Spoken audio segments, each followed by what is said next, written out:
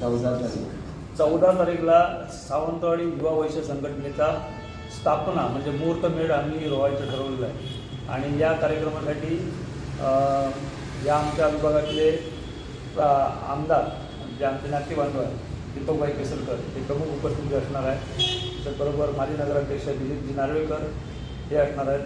माजी आमदार आता ते सावंतवाडीचेच आहेत राजनजी तेली ते पण आमच्या कार्यक्रमाला असणार आहेत.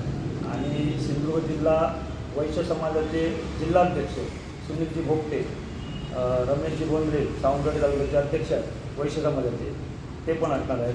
आणि महिला अध्यक्षा आमच्या तनुजा केसरकर या तनुजा पोकळे या पण आमच्या कार्यक्रमात यांच्या सर्वांच्या आशीर्वादाने आम्ही ही वैश्य युवा संघटना हे युवक आम्ही सल्लागार समितीमध्ये स्थापन करत आहे.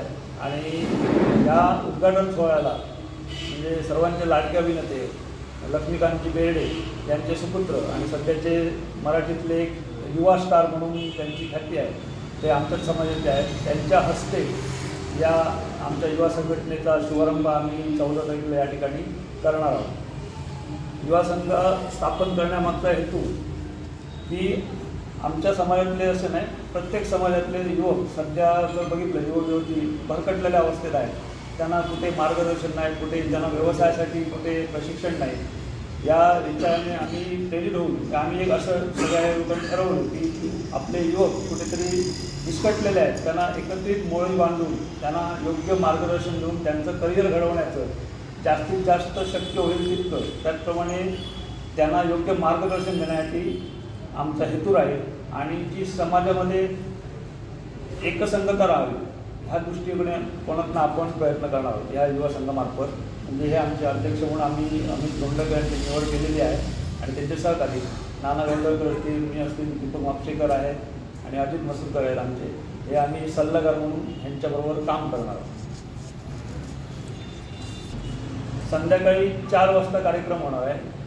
4:30ला आम्ही इकडे उद्घाटनाचा कार्यक्रम होणार.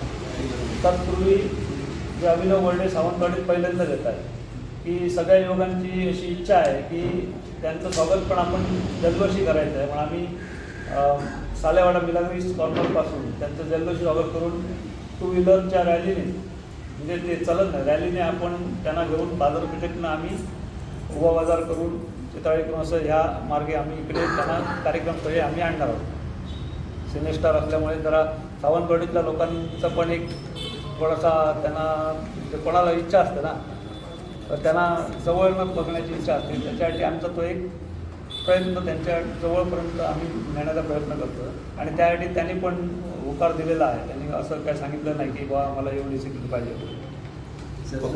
नवनिर्वाचित आता नगरसेवक आहे, जिल्हा परिषद सदस्य आहे, पंचायत समिती सदस्य आहे, ते नाती बांधव ज्या नातीचे आपल्या निवडून आले त्यांचा एक सत्कार साजरा करायचा आहे. त्याच निमित्तानं आम्ही तो एक कार्यक्रम आम्ही ठेवलेला आहे की नवनिर्वाचित नगरसेवक, नगरसेविका, जिल्हा परिषद सदस्य आत्ताच काल झाले, पंचायत समिती सदस्य यांचा सत्कारसुद्धा आम्ही त्यानिमित्ताने या जिल्ह्यातील सर्व लोकांचा त्यानिमित्ताने आम्ही या ठिकाणी आयोजित केलेला आहे. माझा प्रश्न आहे तुम्हाला समजलं एक संघ राहावा वैश्य समाज तर तुमची जुनी जाणती वैश्य समाज संघटना होती आहे ती असताना तुम्हाला युवक संघटना स्थापन करावी का? बरोबर आहे तुमचा प्रश्न मला योग्य वाटला. जुनी वैश्य संघटना आमच्या आहे, जुनी अशी म्हणत नाही, आमची वैश्य संघटना सगळं 120-30 वर्षापूर्वीची वर्षापासून चालू आहे काम. त्याच्यात मी काय पहिल्यांदा म्हणूनच बोललो आमचा युवक कसं असतं जनरेशन गॅप, जी जनरेशन गॅप आहे युवक वर्गामध्ये आणि जुन्या विचारांच्या मतांमध्ये ही जनरेशन गॅप भरून काढण्याचा प्रयत्न म्हणून आम्ही ही युवा संघटना स्थापन करतो आहे. आमच्यात वादविवाद कुठे नाही आहे, त्यांच्या आशीर्वादाने आम्ही ही सगळे युवा संघटना आम्ही स्थापन करतो आहे. त्यामुळे असं कोणी समजू नये. हां युवा संघटना आहे, आमची जी संघटना आहे 120 वर्ष पडणार नाही. फक्त जे त्यांच्या मार्गदर्शक फक्त भरकटलेले तर आपल्या समाजातले काही बाहेर गेलेले आहेत ते युवकच आहेत आमचे. आणि जनरेशन गॅपमुळे होतंच कारण आता माझा आणि वय यांचं वय म्हटलं तर जनरेशन गॅप होते की त्यांच्या वयात आणि यांच्या वयात खूप प्रत्येकाची विचारसरणी वेगळी असते. ती विचारसरणी कुठेतरी एक करण्याचा कार्यक्रम आम्ही या वैश्य युवा संघाच्या माध्यमातून आम्ही तो करणार आहोत. भविष्यात